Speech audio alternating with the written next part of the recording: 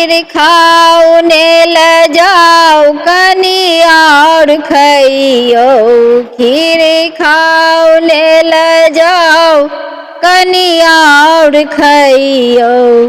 अहाँ के दादी पूछत बउआ दूबर छी किया। अहाँ के दादी पूछत बउआ दूबर छी किया।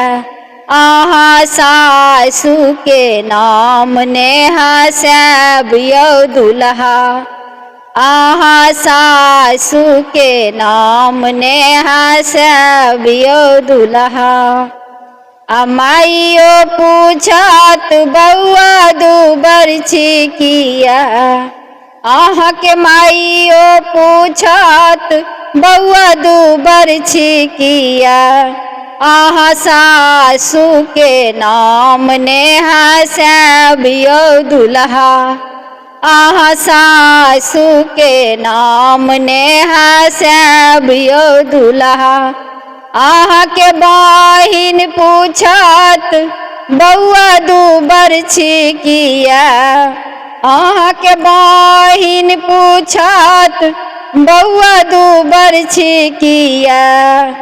अहाँ साड़ी के नाम ने हँसाब यौ दुल्हा। अहाँ साड़ी के नाम ने हँसाब यौ दुल्हा। अहाँ के भौजी पूछत बउआ दूबर छी किया। अहाँ के भौजी पूछत बउआ दूबर छी किया। अहाँ सरहोज के नाम ने हँसाब यौ दुल्हा। अहाँ सरहोज के नाम ने हँसाब यौ दुल्हा। खीर खाओ ने ले जाओ कनी और खइयो। खीर खाओ ने ले जाओ कनी और खइयो।